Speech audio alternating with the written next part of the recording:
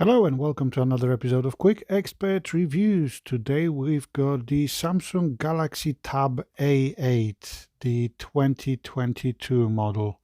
Well, it was announced in December 2021, but it released in UK back end of January. So as usual, we are starting with the unboxing. There's a quick start guide, which is actually quite boring. Usually they've got some pictures at least. So, hey. We've got the Type A to Type C cable and a bog standard charger. Unfortunately, it's not a fast charger or anything like that. Takes about 2.5–3 hours to charge the tablet itself. So there's that. On the right hand side of the screen, you've got the specs of the tab. So this model is 32 gigs, 3 gigs of RAM, which I'll show you later on. Okay, so we've got this nice feeling metallic back of the device. We've got the back-facing camera, power button, volume up, volume down, one microphone, well, first microphone. Then we've got a Type-C connector, 2 speakers. There are 4 speakers overall. And then there is a headphone jack as well on that side. So you've got 2 speakers, Type-C and a headphone jack, and then on the other side you've got additional 2 speakers, so you've got quad speaker setup and a second microphone as well. Pretty decent setup considering the price of the device, £189 for the 32 gig and 3 gig of RAM model and 219 for the 4 gig, 64 gig of internal storage. When it comes to the tab itself, we are running on, let's have a look,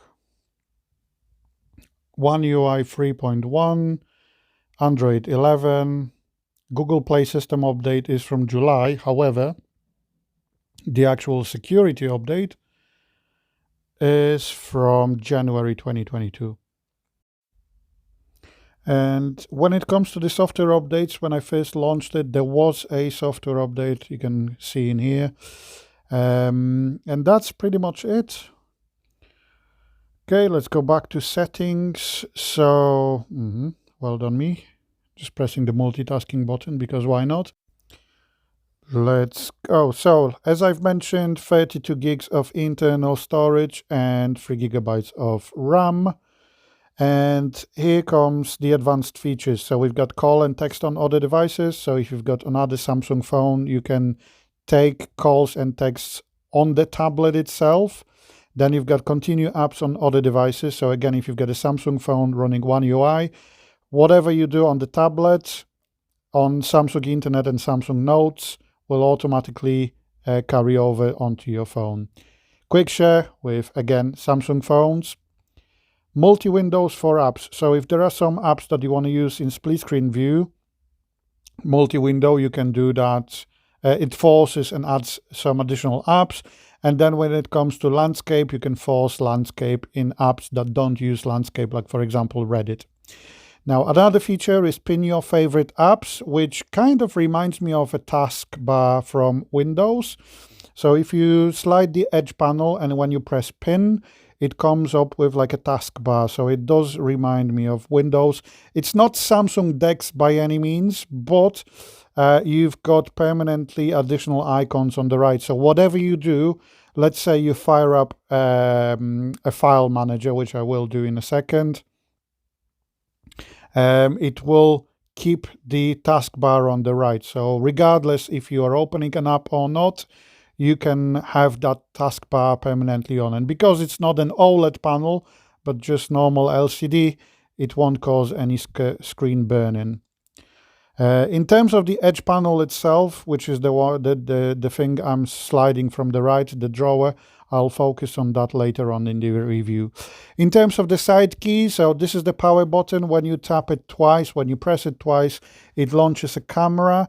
But if you want to, and you go back to the settings, you can set up any other app. So for example, you can set up a Google Chrome or Samsung Internet. Whatever is your most commonly used app, you can set it up. So when you press the power button twice, it fires up that particular app. Very neat, pretty decent, nice option.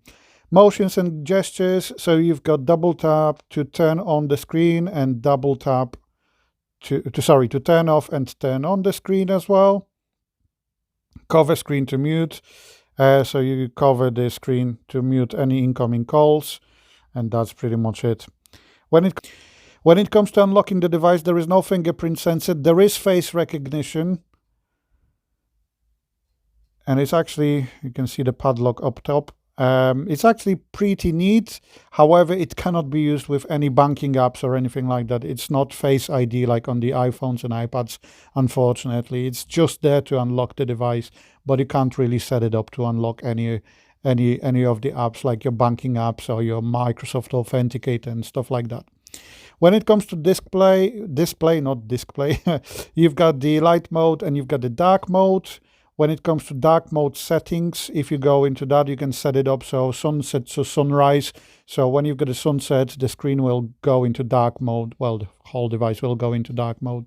Eye comfort shield removes the blue hue from the screen colors and puts less strain on your eyes. Again, you can schedule it. It's especially useful during evening viewing.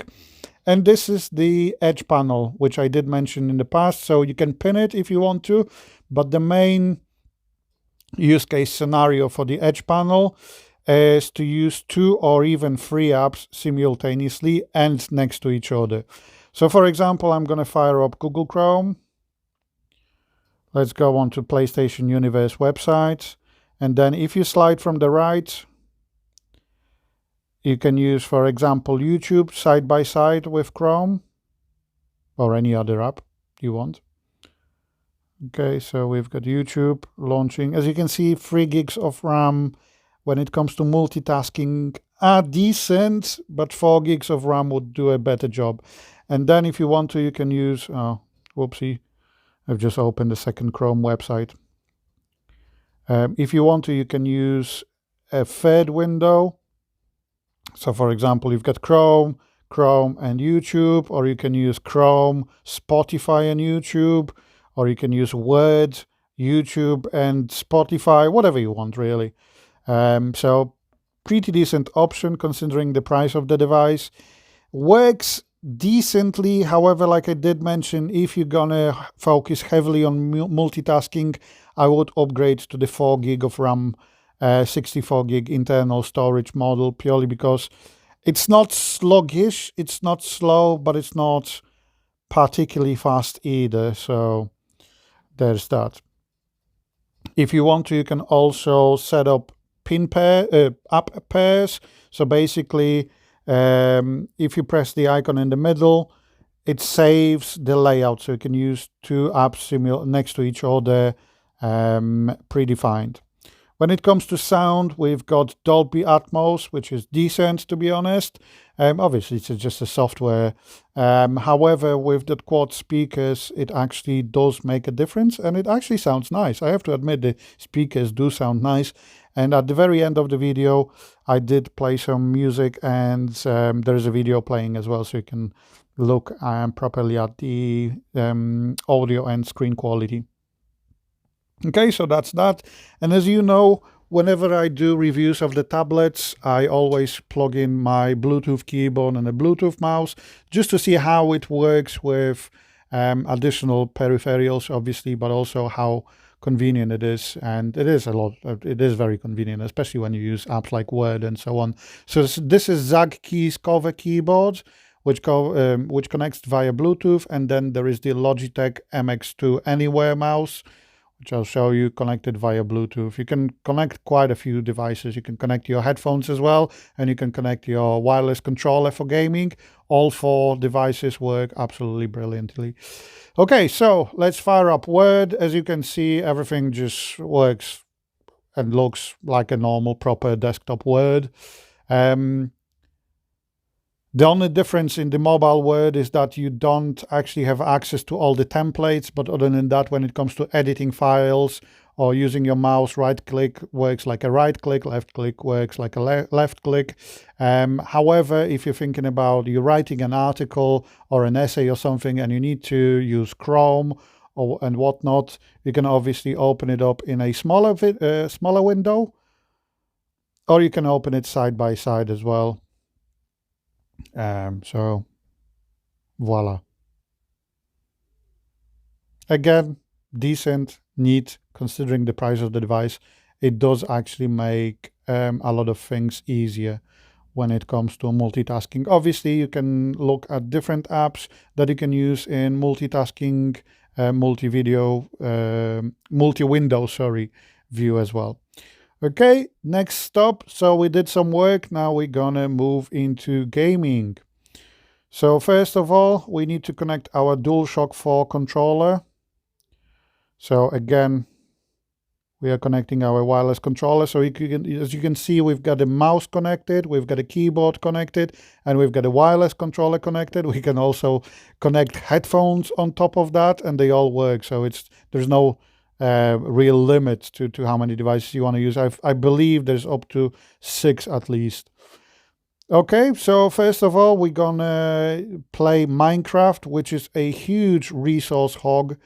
The video is recorded in 30 frames per second. However, the game actually runs in 60 frames, and the screen is also 60 Hertz. So I have to admit, I am absolutely positively surprised by the performance of Minecraft, especially considering that we've got rendered clouds, beautiful skies, smooth lighting, and whatnot. And to be honest, the quality and the performance is actually really good, considering that Minecraft is quite CPU bound. So the CPU is actually, it's a resource hog. And so considering that, it plays really well. And this is Call of Duty Mobile on the lowest graphical settings, just to run it in 60 frames per second. Again, the video is recorded in 30. However, it is silky smooth as well. No hiccups, nothing like that. Plays really well with a controller or with touchscreen.